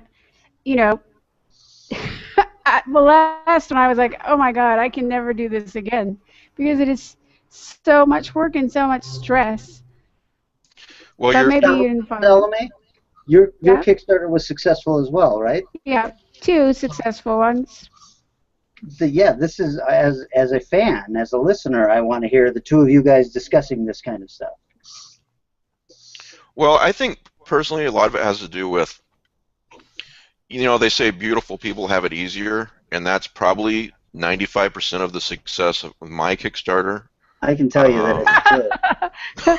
And my Kickstarter is, I did it from underneath my desk, so no one knows anything. No, obviously that is not the case. Well, let me say this. Your first stress comes from, and jump in anytime, Salome, but your first stress comes from wanting to design a Kickstarter that's compelling enough where you will actually meet the goal, first of all. You also want to make those rewards not only compelling, but not insanely hard for you to get to people, not. Or too expensive for you to get to them. Yes, Talking because strictly shipping, or what do you mean by that? To get to I'm talking both. For example, if you're, well, let's take Autumn Cthulhu, okay? If your reward tier was one of them was the print version of the book and the Autumn Cthulhu coin, okay? So what you don't want to do is calculate it so that I've heard of people doing Kickstarters where they didn't quite calculate this, so the better their Kickstarter did, the more stressed out they got because they were losing money with each pledge. So you don't want to. You want to give yourself some profit with each pledge, so you can actually produce the book and pay the writers. If it's a book, pay whoever you need to pay. You need to make profit with each one. So so you can you create a compelling enough Kickstarter. It's done, and then you got to create the product. It's got to be a great product. And I think one of the most important things, and I got several Kickstarter messages about this, was that everything's not always going to go perfectly to plan, but communication, as cliche as it sounds, really is the key. I got several emails from people saying that this was, one said the communication was right up there with the best Kickstarters that he's pledged to. So, even if you're going to be a few weeks later than you think you're going to be, say that. Give them something extra that they weren't expecting. I mean, ideally, you got a great product and everything's never goes wrong and everything's absolutely on time. But Yeah. I think How also often a does very that happen? difficult thing is you need to set the amount of money you're trying to achieve. It's like I've seen Kickstarters fail because they initially ask way too much money, especially for a Yeah. book. Right. And or you Hmm. you know, if you don't ask for the amount you actually need, let's say that's how much they actually need, or else they're not going to be able to afford to finish their thing. So they don't ask for that. They ask for less, and then they succeed, and then they still have to get everything out to people, even though they didn't actually make enough money to do what they were promising to do. Right. There's some stress there, yeah. Um, I guess if you're more than if things do go wrong, and they often do, and by wrong I don't mean horribly wrong. I mean you thought you'd get it out on August the 1st and it's going to be August the 20th or something. You know what? People are pretty forgiving of this sort of thing. They know shit happens. What they're not forgiving of, and they have a right not to be forgiving of, is not being communicated with. These people trusted you enough to pledge money to your project without 99 times out of 100 knowing you from Adam. So you have to respect them enough to say, basically, you put all this trust in me, and I am working hard to get this done. And something may have gone slightly askew, but here's something to make up for it. Here's when I'm going to get it to you, and so forth. I guess that what most people want to know when they email me and other people about that have had successful Kickstarters is, how did you make it successful? And the problem with that is you can only give general answers because every project's different. You know? What I saw from what I've seen, I stopped doing it as much, but I backed a lot of Kickstarters. It's like the ones that succeeded, they had a realistic goal, but they also tried to generate continuous excitement. Hmm. So a very active online presence, sending emails out, pictures, interviews, something that created a sense of like we're building something together, so that other people kind of wanted to get in on it. Whereas if you are inattentive and you say this is my goal, and then you come back and check 30 days later, you're going to find you haven't achieved it. I thought that you had to be very proactive throughout the process. Oh, yeah, totally. Yeah, and if you approach somebody, I'm not talking about myself in per se. I'm just speaking in general. If you want to approach somebody who's had a successful Kickstarter because you want to have a successful Kickstarter, how can I say this without sounding like a jerk? But time is money, and as nice as a lot of us want to be, we don't have the time to answer to guide your project for you. So if you want to have somebody guide your project for you, pay that person. Uh, put that into the Kickstarter as just one more expense. You know what I mean? That's one way to go. If I don't know how to do something, I don't have an ego. I want to learn from somebody who knows how to do it. Instead of reinventing the wheel. Right. So. Are we okay about talking about this for a little bit? I mean, Oh yeah, absolutely. because Yeah, I'm charging you. It's fine. okay. So I've got questions because Mike, Needs it too, Kelly. you started a Lovecraft zine film Kickstarter that didn't happen, but you raised a lot of money, and then you went and did this one, which exceeded all of your whatever you were trying to reach. So did you learn something from that first one and then apply it to this next one? And then does that mean that maybe you'll look back at the film one again with new eyes? Or was the film thing maybe just not the right time? I'm just Well, curious. the answer to that specific question is on the film thing was it wasn't really my Kickstarter. I had zero control over that. And this is not to say that the people who had control over it, goddamn those people if they'd only done what I said. I'm not saying that at all. What I am saying is that I did not have any control of that fundraiser.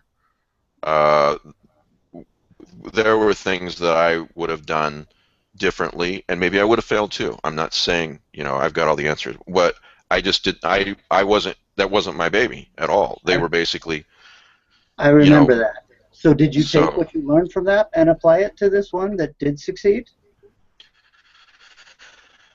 Or is it no, just we're talking actually, about books there versus wasn't any. films that it's completely different?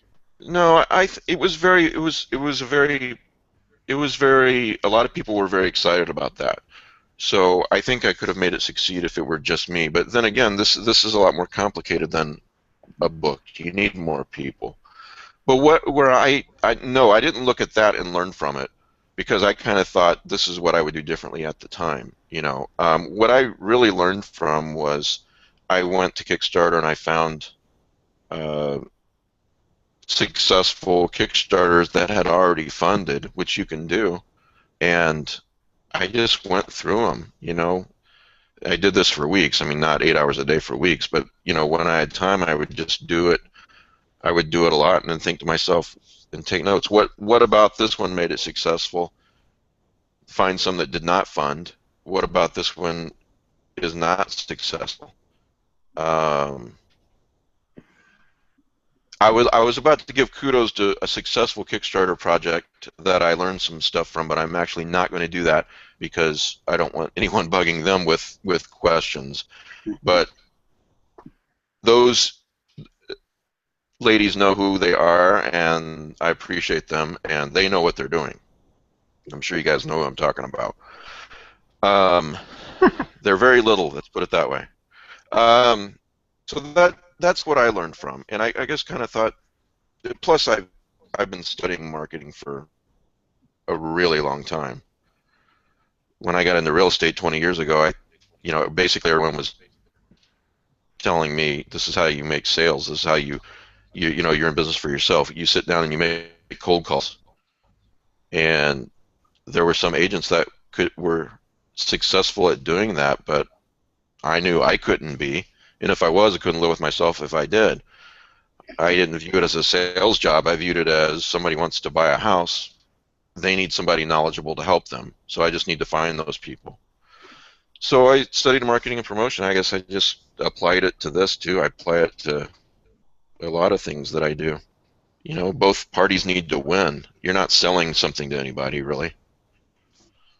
So what you're saying is you should do your research, which completely kills any Kickstarter I have planned, and especially the life-size Cthulhu statue. Yeah, I guess you could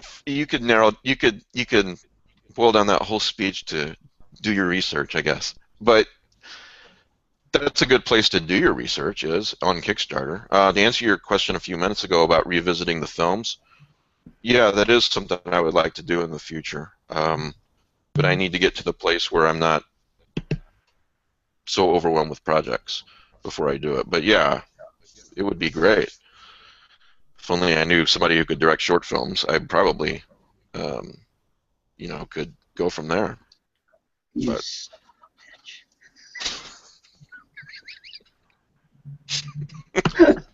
Wow.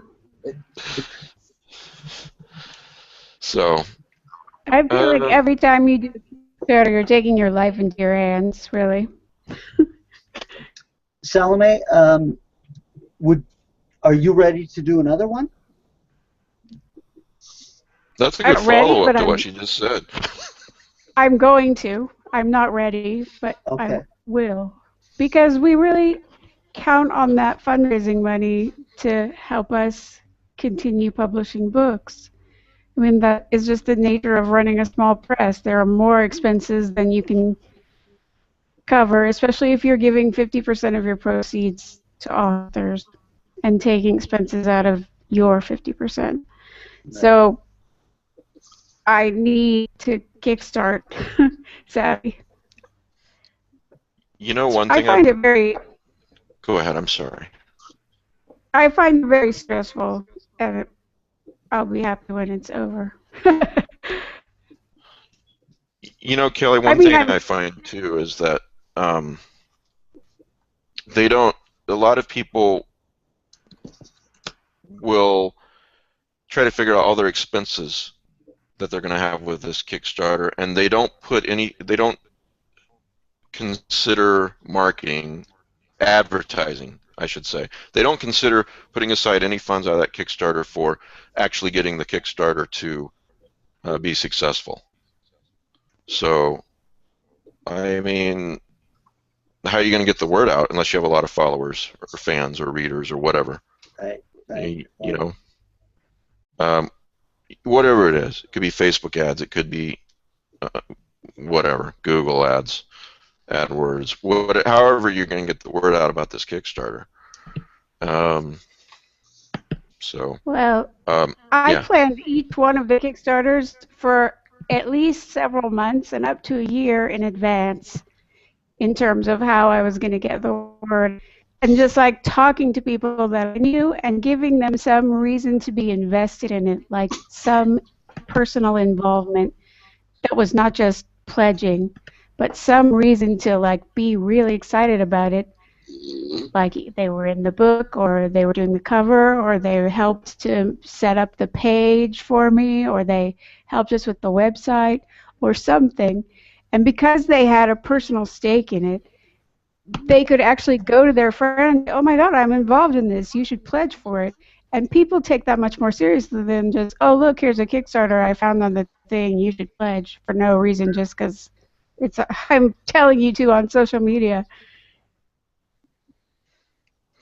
yeah, and a lot of people are posting Kickstarters on social media, and it's got to really stand out.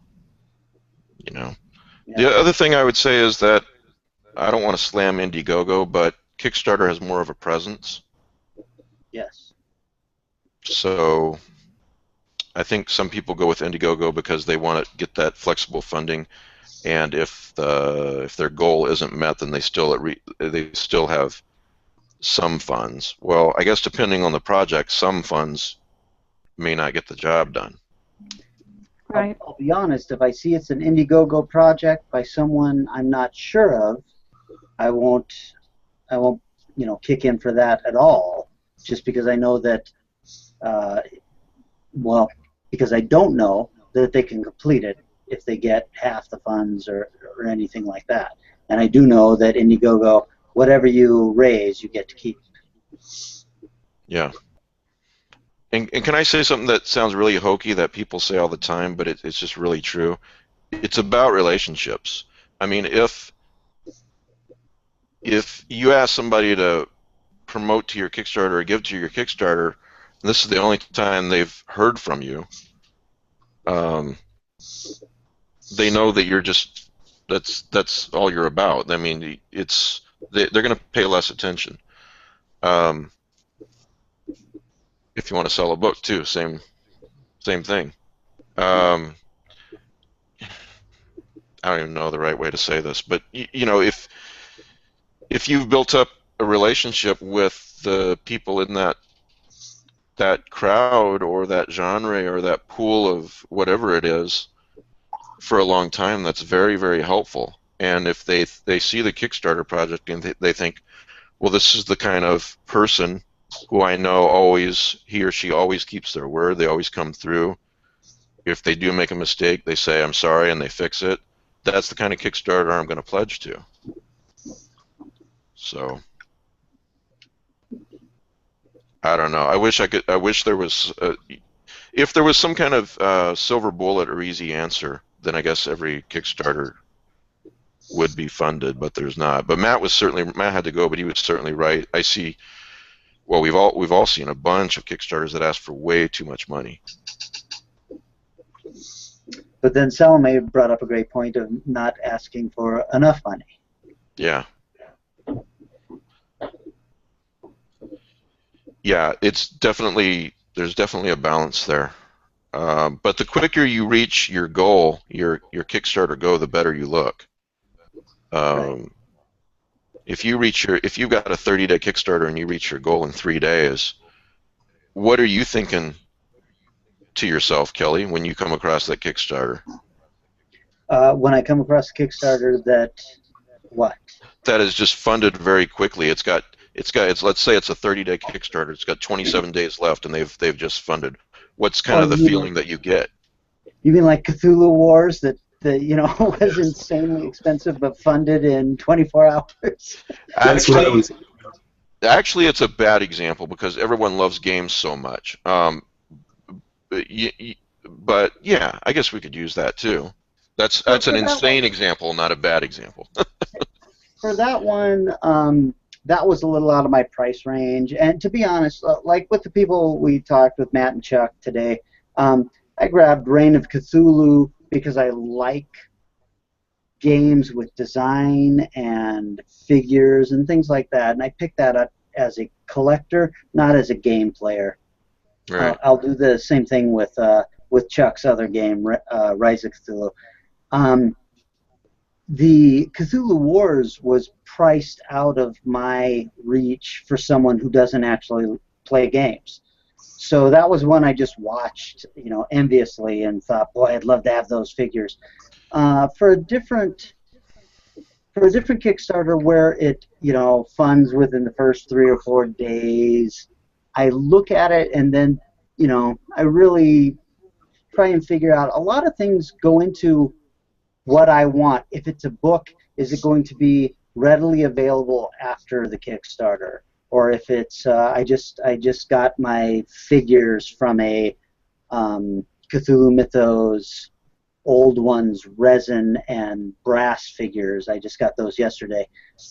Those were not going to be created after the Kickstarter, and so something like that, which funded very quickly, that interests me a lot, because no matter how many people funded afterwards like I did, it is a limited number of something available.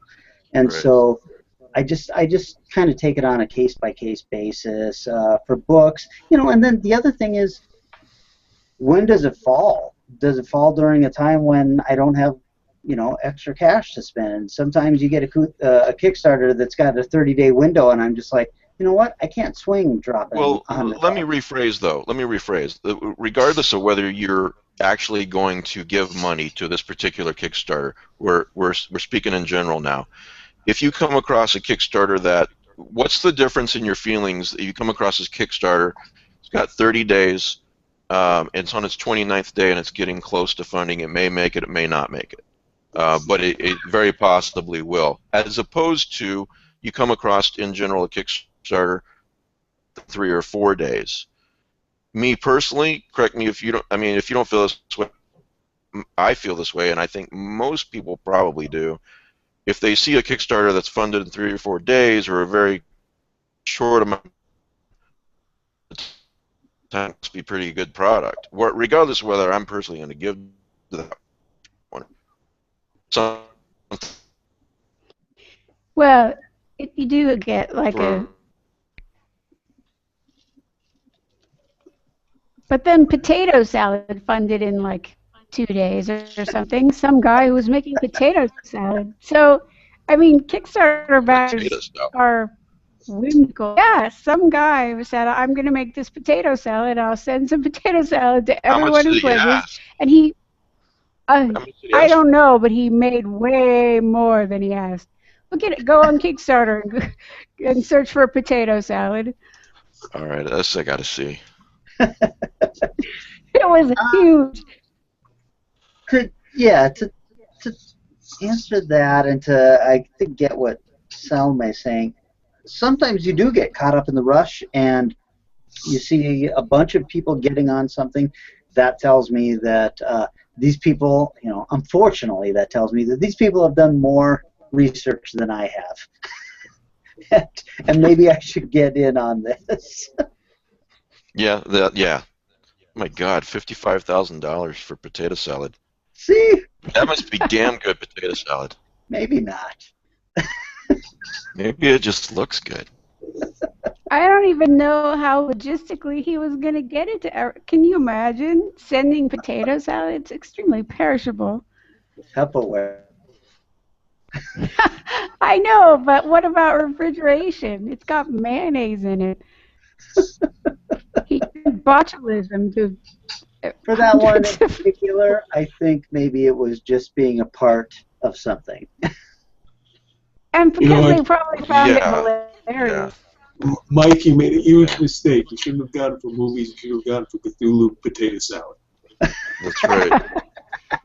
That's right. I should have. Cthulhu. Well, that's the next. That's the next Kickstarter. Cthulhu potato salad. Or I had this horrible idea, Mr. Potato Head, Cthulhu style. Oh, I love it.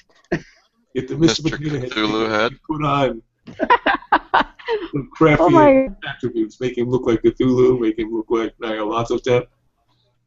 I, It would I just hate to admit that I will put into this Kickstarter.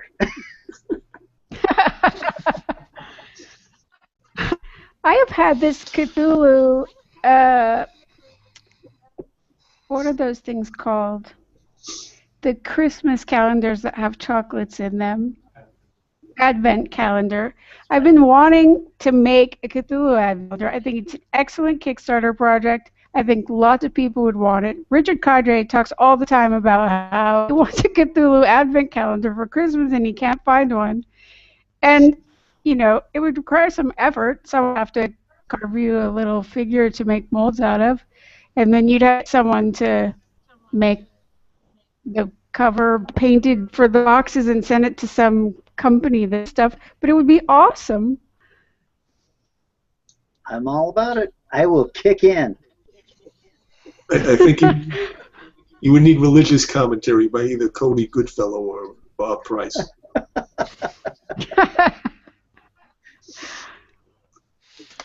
You know, Wouldn't why you do like to have people chocolate every day until why do Christmas? people give to the film festival Kickstarters? Because they believe in them and they want to see them happen. You know, the California one, the Portland one. Yeah, but they also offer wonderful stretch goals, things that you're not going Oh to yeah, be able to that's see just afterwards. one thing. They do a lot. They do so many things right. You're absolutely right. Yeah, so I don't know. When you've studied something for so long, it's really hard to break it down and condense it into a few minutes to talk about. Sometimes you don't really know where to start. This is something I really do think would make an interesting episode, because you're just talking about this and then stretch goals and stuff like that. When you gave me my Cthulhu coin, that was a stretch goal that I didn't really understand, but when I held it in my hand, I thought, this is the coolest thing I've ever seen. So there's something to be said about understanding a collectible, you know, which you obviously do. So there's all sorts of ways to look at this and things to look at when you start a Kickstarter. And man, there's so many of us, especially if you just go on Kickstarter and type in Cthulhu or Lovecraft, boy, they just pop up. There's hundreds of them. Yeah. Yeah. I don't think, now, there's a lot of talk about, well, you know, just put Lovecraft or Cthulhu in the name and you're going to fund it. I don't disagree with that sentiment, but it's still got, I've seen plenty of them that don't make it. Yeah, a lot of them You fail. know. Yeah, just because there's a lot of them doesn't mean that there's a lot of them that are successful. So. Yeah, a lot of them that I've actually kicked into have failed, that I would have really liked to have seen happen, and I can see as it's going on, there's no updates, there's nothing going on throughout the Kickstarter to let people know what's going on, and I'm like, these people are not that interested in getting this funded. Yeah. You know, and the update, well, you know, you just mentioned the updates, that's really important. You know, you showing them that you're a real person who, as you said, believes in this is important. You know, one of the silly pictures that I took was of me holding one of the Cthulhu coins. You know, that helps make it real for people. Yeah. So. Yeah, I you don't know. look You're really right. There's a lot of things. like Sorry? a fashion model in that photo. You look like a fashion model. That's the first time I've ever been accused of that. But A hand model. No. so yeah, I mean, yeah, we could do an episode on about Kickstarter. So. What would be helpful though, if you really want to do an episode about Kickstarter, is for Kelly come up. Like, it's always good to have some questions. Like I said, it's hard to know where to start. So if you have some questions that we could provide a jumping off point, and if people out there have questions about it, they could send to me. Then that would be a good jumping off point too. I'm gonna put my feelers out. Collect a bunch of questions, and then I'm gonna approach you about doing a Kickstarter episode. Okay, great. And Salome's done more than she's done 2 that have been successful. So I'll tell you this: the past does not equal the future. If you're out there and listening and you've had a failed Kickstarter, I remember talking to Sandy Peterson before he did the first Cthulhu Wars Kickstarter. He just came off of another Kickstarter that failed miserably. Yeah, excellent example. Yeah. And I remember him saying something to the effect, it's been a couple of years, but saying something to the effect of I sure hope this Cthulhu Wars thing succeeds, this Kickstarter succeeds, because that's what's crazy. He failed, and then the next one funded in 24 hours, and then by the end of the 30 days was something like 7,000% funded. Yeah, sure. So I know that I'm sure that there's plenty of people out there thinking, well, it's Sandy Peterson. Of course it succeeded. Sandy Peterson, everybody knows who Sandy Peterson is. If you're, anywhere near Lovecraft, you know who he is. The guy who created Call of Cthulhu. So anything he does puts his name on a Kickstarter, it's going to succeed. That's not true, Yeah. But he analyzed what he really wanted to do. If I remember right, he and some other people were doing some sort of, it was either an Android game or a video game of some sort, something that was not a board game. And, he got excited about the Cthulhu Wars concept. Please don't take any of this as me speaking for him, but I'm just saying he came off of a Kickstarter that he failed at and then succeeded with Cthulhu Wars. So, all right, so Matt's got this prize. Alice Walks by Aronovitz. Alice Walks. Alice Walks. Oh, by Michael Aronovitz. Is that his name?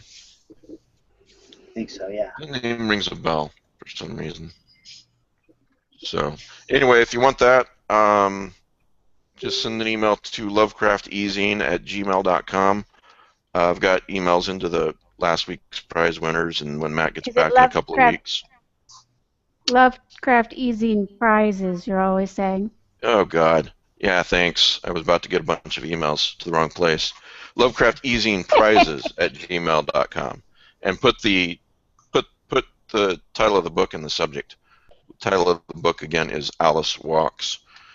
And anyway, thanks for watching, and we'll see everybody next week, who we have next week? Paul Lafarge. So, thanks, guys.